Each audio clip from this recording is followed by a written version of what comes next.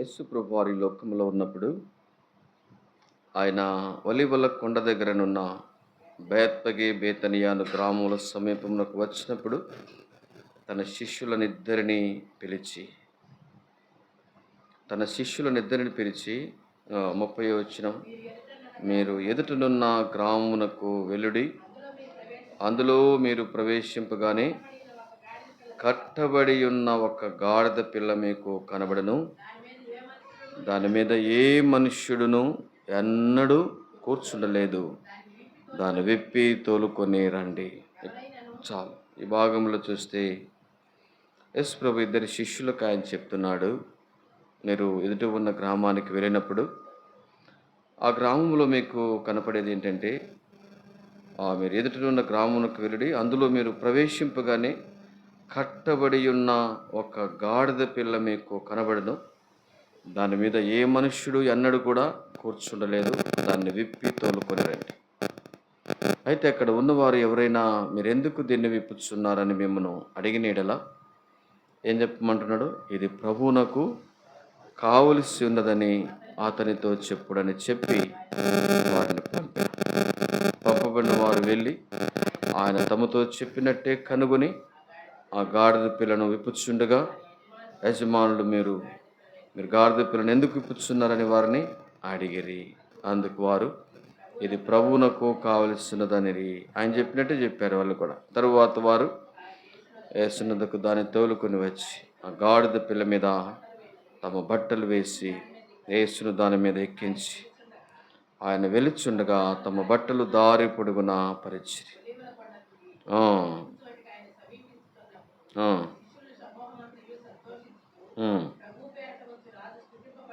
ఎవరిల్లు పాట పాడుతున్నారు ఇక్కడ. శిష్యుల సమూహమంతయు సంతోషించచ్చు. ఎలా సంతోషిస్తున్నారంటే వాళ్ళు, ప్రభు పేరిట వచ్చు రాజు స్తుతింపబడునుగాక, పరలోకమందు సమాధానమును సర్వోన్నతమైన స్థలములలో. ఇక్కడ శిష్యుల సమూహం అంతా పాట పాడుతున్నారు.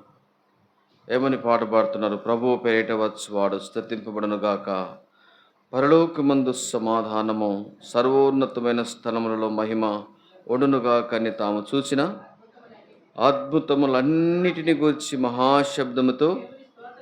ఈ మాట చాలా ప్రాముఖ్యమైనది. తాము చూచిన అద్భుతములన్నిటిని గూర్చి మహాశబ్దముతో దేవుని స్తోత్రము చేయసాగిరి. ఉదయకాలం మనం కూడా చేసే పని అదే. ఆరాధన అంటే ఎరిగినటువంటి ఆరాధన, ఎరిగిన ఆరాధన. శిష్యులు ఏం చేస్తున్నారు? తాము చూచిన అద్భుతములన్నిటినీ గూర్చి. అర్థమే, మన దేవుడు ఆశ్చర్యకరుడు, ఆలోచనకర్త, అద్భుతములు చేసే దేవుడు, ఆశ్చర్యకార్యములు చేసే దేవుడు. అందుకనే అక్కడ ఉన్నటువంటి జనసమూహము, శిష్య బృందం ఏం చేస్తూ వచ్చారంటే, తాము చూసిన అద్భుతములన్నిటిని గూర్చి మహాశబ్దముతో దేవునికి స్తోత్రము చేయసాగరి. ఉదయకాలం ఆరాధన అంటే అదే. ఏదైతే చూస్తూ వచ్చామో, ఏదైతే ఎరుగుతూ వచ్చామో, దేన్నైతే మనము రుచి చూస్తూ వచ్చామో దాన్ని ఆరాధన చేయాలి, ప్రభువును కనపరచాలి. ఆరాధన అంటే దేవుణ్ణి ఎరిగినటువంటి ఆరాధన, ఆయనను ఎరిగినటువంటి ఆరాధన. నిజంగా ఉదయకాల సమయంలో దేవుని ప్రజలతో కలిసి మనము కూడా సిద్ధపడుతున్నాం చేయడానికి. అందుకనే ఈ చదువుకున్న లేఖన భాగాన్ని మనము కొంత క్లుప్తంగా ధ్యానిస్తున్నప్పుడు ఇక్కడ 30 వచనములో మనం చూస్తే యేసు ప్రభు తన శిష్యులతో చెప్తున్నాడు ఏమని, మీరు ఎదుట ఉన్న గ్రామమునకు వెలుడి, కట్టబడి ఉన్న ఒక గాడిద పిల్ల చాలు. కట్టబడి ఉన్న ఒక గాడిద పిల్ల. నిజంగా ఈ గాడిద ఎలా ఉందంటే కట్టబడుతూ వచ్చింది, కట్టబడుతూ వచ్చింది. ఇంకో మాట చెప్పాలంటే బంధకాలతో బంధించబడుతూ వచ్చింది. కట్టబడే వాళ్ళు ఎలా ఉంటారండి? 4 గోడల మధ్య ఉన్న వారికి లోకం ఏం తెలియదు. కట్టబడుతూ వచ్చింది, బంధించబడుతూ వచ్చింది. ఏంటి కట్లంటే, నిజంగా మనం జ్ఞాపకం చేసుకుంటే పాపపు కట్లు గుర్తుపెట్టుకోవాలి. కొన్నిసార్లు పాపం ఏం చేస్తూ వచ్చిందంటే బంధిస్తూ వచ్చింది. పాపం ఏం చేస్తూ వచ్చిందంటే దేవుని కొరకు, దేవుని ఘనపరచడానికి ఎంత మాత్రం కూడా ఒప్పుకునేది కాదు. అందుకనే పాపముల చేత, అపరాధముల చేత మీరు చచ్చిన వారు అర్థం. దాని అర్థం ఏంటంటే బంధించబడుతూ వచ్చాం. ఒకప్పుడు నేను జీవితంలో కూడా పాప బంధకాలు మనల్ని బంధిస్తూ వచ్చింది. పాప బంధకాల చేత బంధించబడుతూ వచ్చాం. కట్టబడి ఉన్నటువంటి గాడిద మనము కూడా నిజంగా లోకములో ఇష్టానుసారంగా జీవిస్తూ వచ్చాం. లోకములో మనం ఇష్టానుసారంగా జీవిస్తూ వచ్చాం. జీవించి నిజంగా పాపము చేత కట్టబడుతూ వచ్చాం. పాపానికి దాసులైతూ వచ్చాం. పాపము చేయవాడు పాపమునకు దాసుడు. ఎక్కడుందన్నమాట? యోహాను సువార్తలో ఉందన్నమాట. మనము కూడా ఒకప్పుడు పాపము చేత మనము కట్టబడుతూ వచ్చాము. పాప దాసత్వములో ఉన్నటువంటి మనము పాపపు కట్ల చేత బంధించబడుతూ వచ్చాం.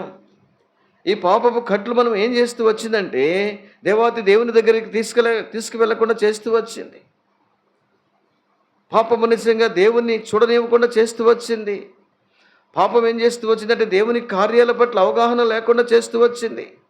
సృష్టికర్త అయినటువంటి దేవునికి దూరం చేస్తూ వచ్చింది పాపము. పాపం అనేది నిజంగా మనల్ని బంధిస్తూ వచ్చింది. పాపం ఏం చేస్తూ వచ్చిందంటే ఆదామును ప్రతి చల్లపూట దేవుడు దర్శిస్తూ వచ్చాడు. ఎప్పుడైతే పాపము నిజంగా పాపం ఎప్పుడైతే వారి మధ్య నిజంగా ఉంటూ వచ్చిందో వెంటనే దూరమైతూ వచ్చాడు. దేవుడైనటువంటి యెహోవా దేవుని స్వరానికి ఆదాము ఏం చేస్తూ వచ్చాడంటే పారిపోతూ వచ్చాడు. ఒకప్పుడు ధైర్యంగా దేవుని సన్నిధికి వచ్చేవాడు, ప్రతి చల్లపూట వారిని దర్శించేవాడు. ఎప్పుడైతే పాపము చేసి ఆజ్ఞను అతిక్రమిస్తూ వచ్చారో వెంటనే పాపము దేవాతి దేవునికి దూరపరుస్తూ వచ్చాడు. పాపానికి దాసులైతూ వచ్చాడు. అందుకనే పాపము చేయవాడు పాపమునకు దాసులు. ఒకప్పుడు నా జీవితము కూడా పాప దాసత్వములో ఉంటూ వచ్చాము.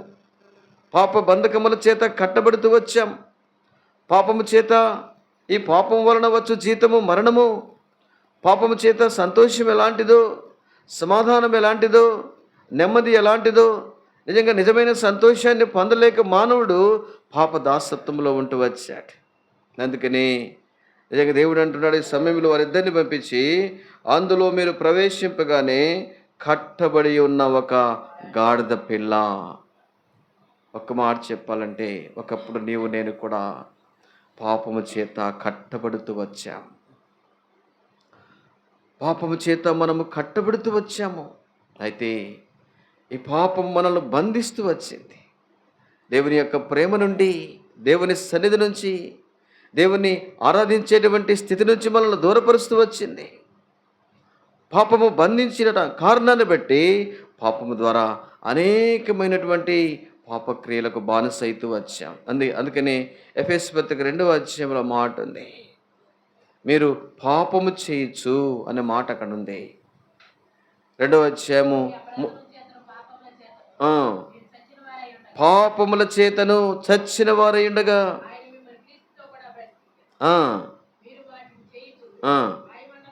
ఏటిని చేయొచ్చు? పాపమును చేయొచ్చు. పాపానికి దాసులుగా ఉంటూ పాపానికి లోనైతూ ఉంటూ వాటిని చేయొచ్చు. వాయుమండల సంబంధమైన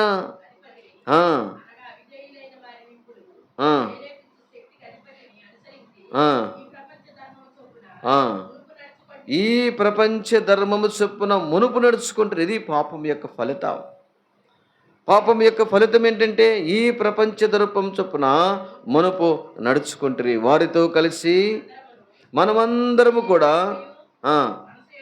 మనసు యొక్కయు, అది చూసారా, పాపము శరీరం పైన ప్రభావితం చూపింది.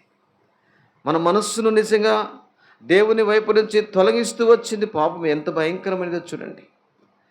దేవుని వైపు మళ్లించేటువంటి స్థితి నుంచి తప్పిస్తూ వచ్చింది. ఒకప్పుడైతే ప్రతి చల్లపూట దేవుడిని దర్శిస్తూ, దేవుడు వారిని దర్శిస్తూ నిజంగా ఎంతో చక్కగా ఉంటూ వచ్చారు. అయితే పాపము మనస్సును నిజంగా మారుస్తూ వచ్చింది. ఇప్పుడు చదవక శరీర ఆశలను అనుసరించి మునుపు ప్రవర్తిస్తూ ఆ, ఆ, ఆఖరకు పాపం ఏం చేస్తూ వచ్చిందంటే దేవుని ఉగ్రత పాలు చేస్తూ వచ్చింది.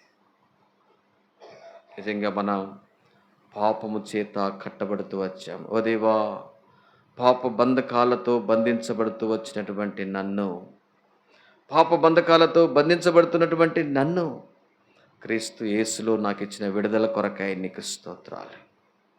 మీరు మరణించి తిరిగి లేచట ద్వారా నాకు దయచేసిన గొప్ప విడుదల కొరకై స్తోత్రములు.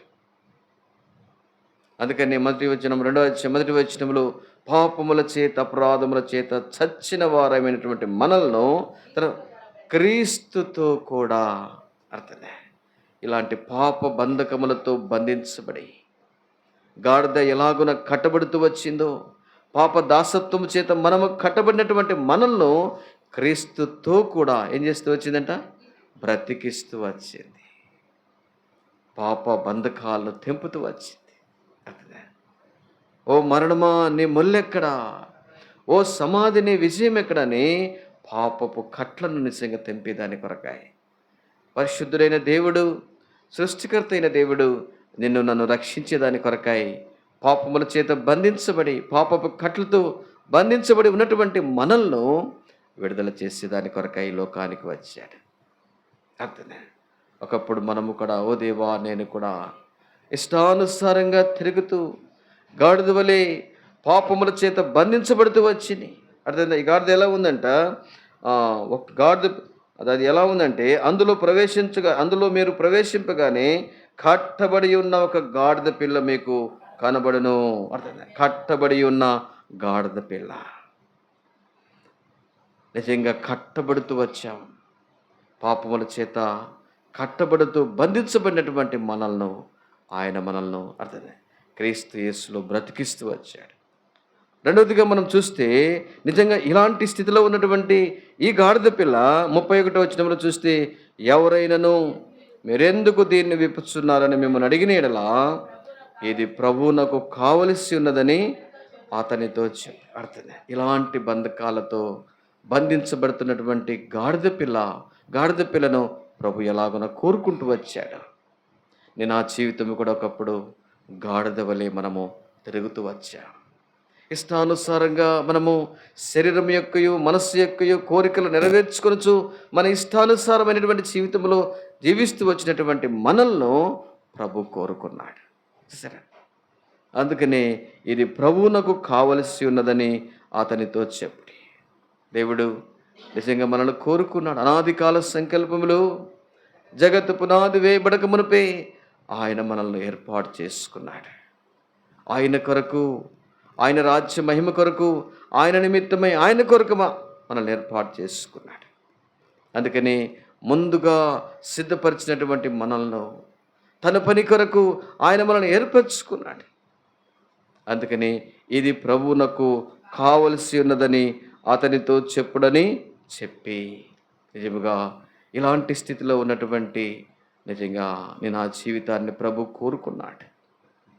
ప్రభు ప్రేమించాడు. ఆయన మొట్టమొదటిగా మనల్ని ప్రేమించాడు. మనల్ని ప్రేమించి మన కొరకు తాను ఈ లోకానికి వచ్చాడు. నశించిపోతున్నటువంటి వారిని వెదికి రక్షించట కొరకై మనుష్య కుమారుడు ఈ లోకానికి వచ్చాడు.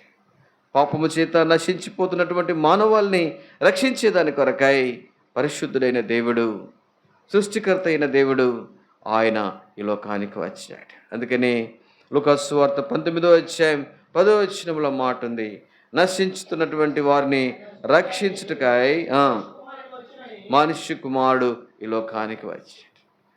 పాపముల చేత అపరాధముల చేత నశించిపోతున్నటువంటి మనల్ని రక్షించేదాని కొరకై ఆయన ఈ లోకానికి వచ్చాడు.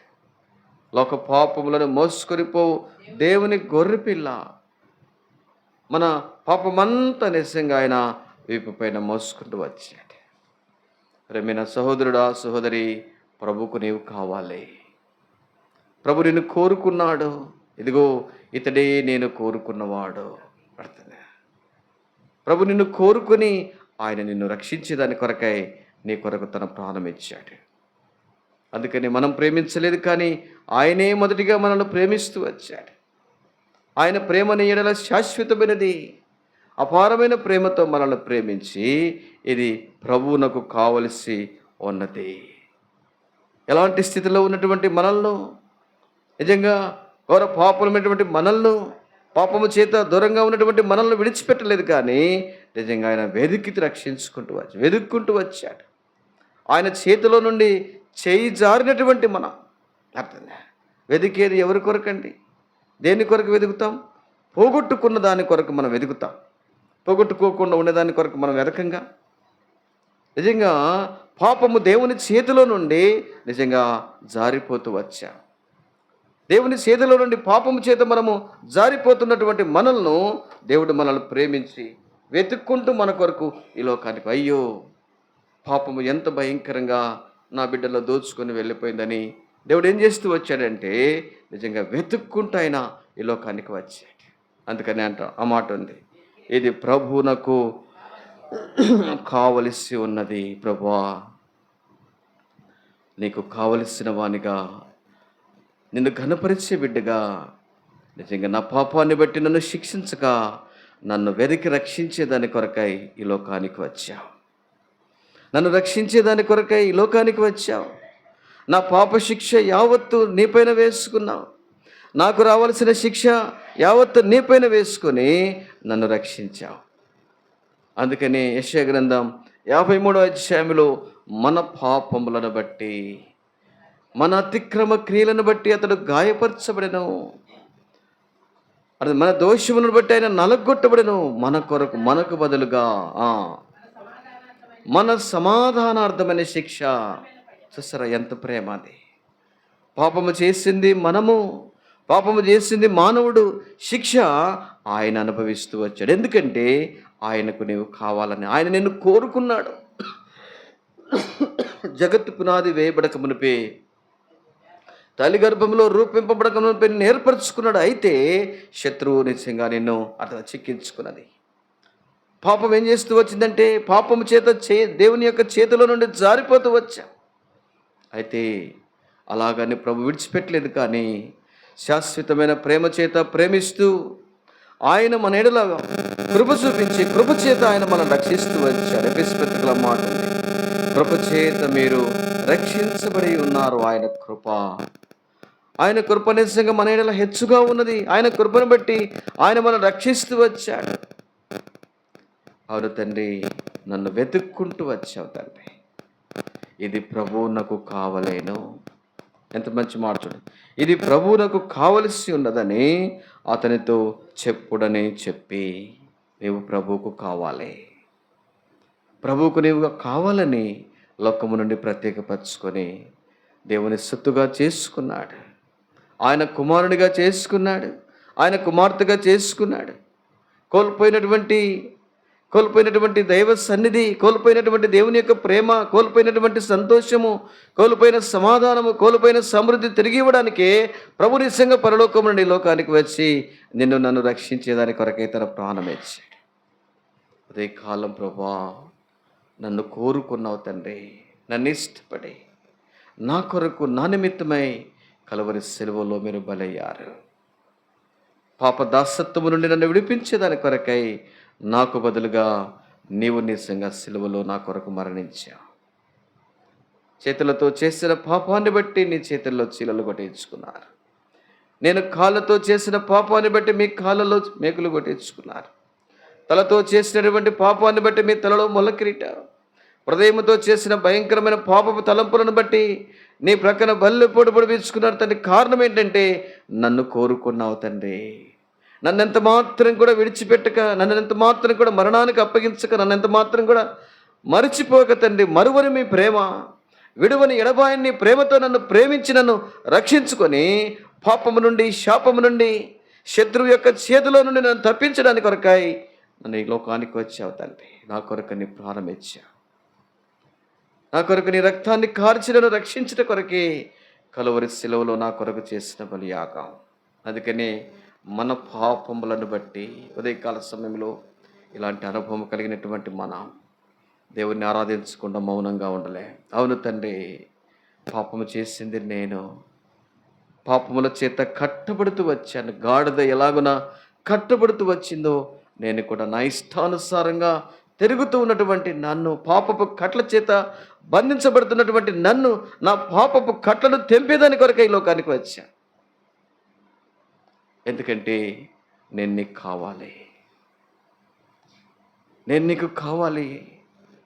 అర్థం, నీతో ఉండే నిమిత్తమై, నీ రాజ్యములో ఉన్నటి కొరకై, పరలోక రాజ్యంలో పరిశుద్ధులతో నేను కూడా ఉన్నటి కొరకై, నా కొరకై ఈ లోకానికి వచ్చావు. తను అందుకని అంటాడు, ఇది ప్రభువునకు కావలసి ఉన్నది, నీవు కావాలండి. దేవుడు నిన్ను కోరుకుంటూ వచ్చాడు. జగత్తు పునాది వేయబడకమునిపై ఆయన నిన్ను చూశాడు. తల్లి గర్భంలో రూపింపబడకమునిపై నిన్ను ఆయన ఎరిగి అనేటి నుంచి ఇనేటి వరకు ఆయన ప్రేమ నిన్ను వెంటాడుతూ వచ్చింది. ఆయన ప్రేమ నిన్ను వెంబడిస్తూనే వచ్చింది. అనేక సార్లు మరిచినా మరువని ప్రేమ, అనేక సార్లు విడిచిపెట్టినా విడువని ప్రేమ, శాశ్వతమైన ప్రేమతో నిన్ను ప్రేమిస్తున్న కారణం ఏంటంటే మరణము నుంచి నిన్ను తప్పించాలని, నిత్య నరకము భయంకరమైన అగ్నిగుండము నుంచి తప్పించాలని, పాపము ద్వారా వచ్చేటువంటి గొప్ప ప్రమాదం నుంచి నిన్ను తప్పించేదాని కొరకై ప్రభు ప్రేమ నిన్ను వెంటాడుతూ వచ్చింది. ఇది ప్రభువుకు కావలసి ఉన్నది. దేవా, నిజముగా నా కొరకు మీరు చేసిన బలియాగం నేను నీకు కావాలి తండ్రి. నన్ను కోరుకున్నావు తండ్రి, నీ రాజ్యములో నేను ఉండాలని. పాపినైన నన్ను, ఏ మంచి లేని వారినైనా నన్ను తండ్రి, నన్ను వెతుక్కుంటూ రక్షించావు.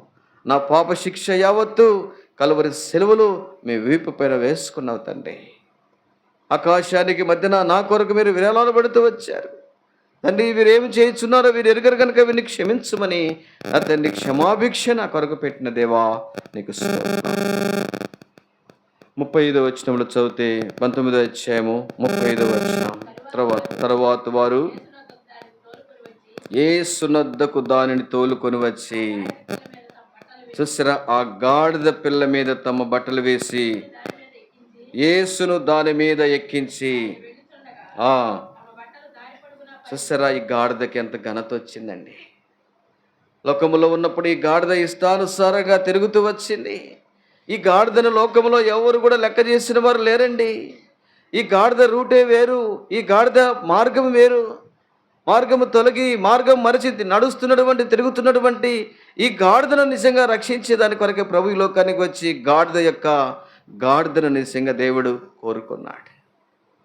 గాడిద రూటే మారిపోయింది, గాడిద మార్గము మారిపోయింది. ఆ గాడిద వస్తుంటే చూడండి అన్నమాట, వారు యేసునొద్దకు దాన్ని తోలుకొని వచ్చి, ఎప్పుడైతే ఆ గాడిద నిజంగా యేసయ్య దగ్గరికి వచ్చిందో, ఈ గాడిద యేసయ్యను ఎప్పుడైతే సొంత రక్షకునిగా కలిగి ఉండాలని ఇష్టపడుతూ వచ్చిందో, ఆయన ఆధిపత్యం అధికారం కిందకి గాడిద ఎప్పుడైతే వచ్చిందో, ఆ గాడిద పిల్ల మీద తమ బట్టలు వేసి, చూసారా, గాడిద పిల్ల మీద బట్టలు వేసి యేసును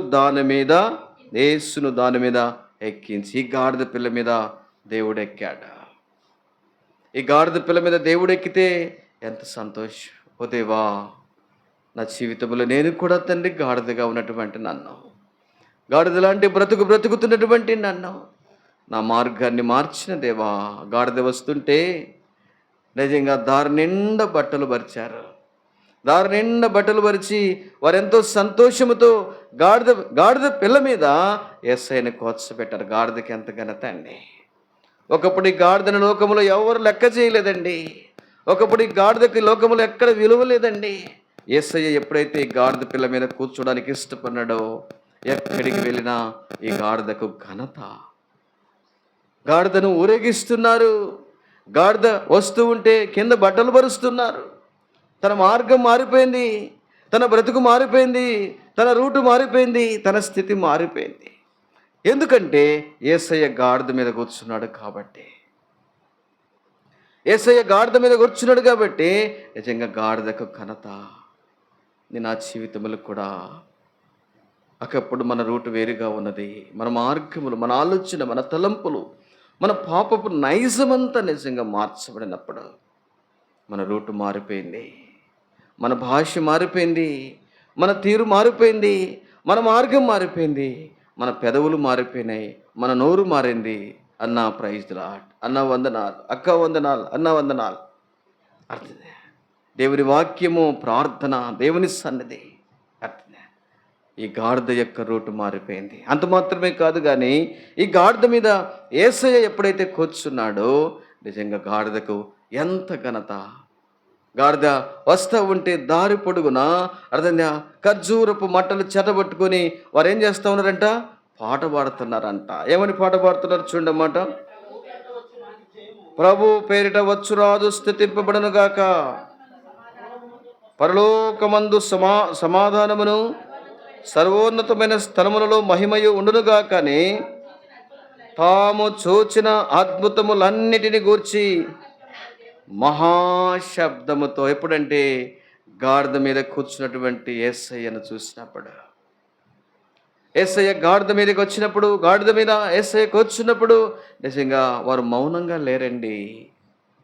ప్రభు పేరిట వచ్చువాడు స్తుతింపబడును గాక, పరలోకమందు సమాధానము సర్వోన్నతమైన స్థలములలో మహిమ ఉండును గాక అని తాము చూచిన అద్భుతములన్నిటిని కూర్చి నా పక్షాన మీరు చేసిన కార్యమయ్యా.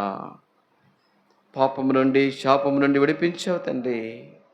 నా జీవితాన్ని మార్చిన దేవా, నా బ్రతుకును మార్చిన దేవా, నా స్థితిని మార్చిన దేవా, నా నోట నీ మాట ఉంచిన దేవా, నిజంగా నువ్వు నా పట్ల చేసినటువంటి అద్భుతమైన కార్యములు, ఆశ్చర్యమైన కార్యములు, పాపము నుండి శాపము నుండి విడిపించి గొప్ప రక్షణ దయచేసి, ఇది పాట. ఆరాధన అంటే దేవుణ్ణి పాడుతున్నావు, దేవుని ఘనపరుస్తూ సంతోషముతో నా పక్షాన నాకు తోడుగా ఉండి నన్ను ప్రేమించి నా పక్షాన మీరు చేసిన గొప్ప కార్యములు, అద్భుతమైన కార్యములు, ఆశ్చర్యమైన కార్యములు, పిలిస్తే పలికే దేవా, నాకు సమీపముగా ఉంటూ వచ్చిన దేవా, కష్టకాలములో ఆపత్కాలములో మొరపెట్టినప్పుడు నాకు ఉత్తరం ఇచ్చిన దేవా, నీ సన్నిధి నాకు దయచేసిన దేవా, నా కొరకు ప్రార్థించే గుంపునిచ్చిన దేవా, పరసంబంధమైన ప్రతి ఆశీర్వాదమునకు నన్ను కూడా వారసురాలుగా చేసిన దేవా. ఇది ఉదయకాల సమయంలో పాట. ఆ పాట నీ నోట దేవుడు ఉంచాడు ఉదయకాలం. ఒకప్పుడు ఈ పాట లేదండి.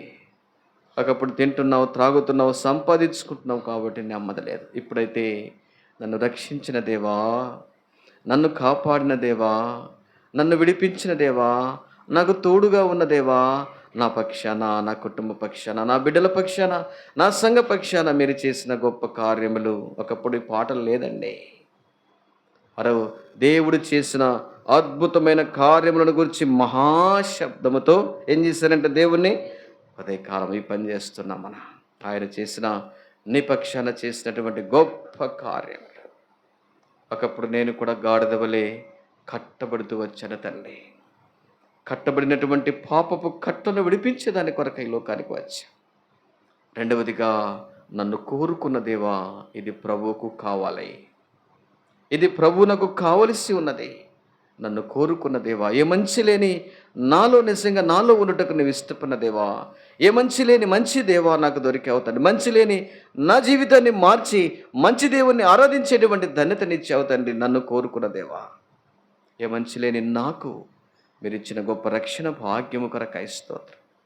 నా మనసు మంచిది కాదు, నా జీవితం మంచిది కాదు, నా రహస్య జీవితంలో నేను దుఃఖపెడుతూ వచ్చాను, నా జీవితం నిన్ను ఏడిపిస్తూ వచ్చాను, నిన్ను గాయపరుస్తూ వచ్చినటువంటి నా బ్రతుకును మార్చిన దేవా, నా జీవితాన్ని మార్చిన దేవా, నా నడకను మార్చిన దేవా, నా మార్గాన్ని మార్చిన దేవా, నా త్రోవను మార్చిన దేవా, శ్రేష్టమైన మార్గము గుండా నడిపించుటకు నిజంగా పరలోకము నుండి లోకానికి వచ్చి నన్ను రక్షించిన దేవా, నీకు స్తోత్రం.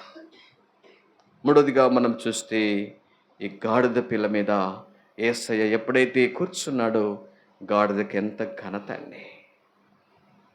ఈ గాడిద కూడా నిజంగా యేసయ్య కూర్చున్నప్పుడు ఈ గాడిదకి ఎంత ఘనత. ఒకప్పుడైతే ఈ గాడిద లోకములో ఇష్టానుసారంగా బ్రతుకుతూ వచ్చింది. ఈ గాడిదకు లోకములో విలువ లేదు. అయితే యేసయ్య ఎప్పుడైతే ఈ గాడిద మీద కూర్చుంటూ వచ్చాడో ఎక్కడికి వెళ్ళినా అన్న ప్రైజ్ లార్డ్, అక్క ప్రైజ్ లార్డ్, అమ్మ ప్రైజ్ లార్డ్ అన్న కూర్చు. ఎందుకంటే ఈ గాడిదలో యేసయ్య ఉన్నాడు కాబట్టి, ఈ గాడిద మీద యేసయ్య స్వారీ చేస్తున్నాడు కాబట్టి గాడిద మీద అర్థం. ఈ గాడిదకు ఘనత. ఓ తండ్రి, గాడిద లాంటి నా జీవితాన్ని మార్చి ఎందుకు మార్చావు? నా జీవితంలో నీ ఉండుట ద్వారా, ఈ గాడిద మీద యేసయ్య కూర్చుండట ద్వారా గాడిదకి ఎంతో ఘనత వచ్చింది. గాడిద వస్తూ ఉంటే చక్కగా పాటలు పాడుతున్నారు వాళ్ళందరూ. ఖర్జూరపు మట్టలు చేతబెట్టుకొని ప్రభు పేరిట వచ్చువాడు స్తుతింపబడును గాక. గాడిదకి ఎంత ఘనత అండి. ఎక్కడో చెట్ల మీద, ఎక్కడో నిజంగా ఊరు బయట నివసిస్తున్నటువంటి గాడిద, గురిలేని గాడిద, అర్థమైందా? మార్గము అర్థమైందా? తెలియబడకుండా తిరుగుతున్నటువంటి గాడిదను నిజంగా దేవుడు రక్షించి దేవుడు ఏర్పరచుకున్నాడు. నేను ఆ జీవితంలో కూడా ఇలాంటి జీవితంలో ఉన్నటువంటి మనల్ని దేవుడు ప్రేమించి రక్షించి ఈ గాడిదలో ప్రభు నిజంగా స్వారీ చేస్తున్నాడు. ఈ గాడిదలో ప్రభు కూర్చున్నాడు. అవును తండ్రి, నిన్ను ఊరేగించే గాడిదగా నన్ను చేసుకున్నావు తండ్రి. ఈ గాడిద మీద నిజంగా నీవు ఉండడానికి ఇష్టపడినావు తండ్రి. నీవు ఉండిన కారణాన్ని బట్టి నా జీవితం మార్చబడుతూ వచ్చింది. ఏమి చెల్లించి నీ రుణం తీర్చుకోవాలను తండ్రి. ఉదయకాలం మీరు నాకు ఇచ్చిన గొప్ప రక్షణ కొరకాయ తల వంచి నిన్ను స్తుతిస్తానయ్యా. నా పక్షాన మీరు చేసిన గొప్ప కార్యములు, అద్భుత కార్యములు తలపోసుకొని మిమ్మల్ని స్తుతిస్తానని దేవుని 1-2 మాటలు మనము హృదయమారనిసంగా వ్యక్తిగతంగా మనం ఎరిగిన దాన్ని బట్టి ప్రభుని మనం ఆరాధన చేద్దాం. ఆరాధనలోకి వెళ్దాం.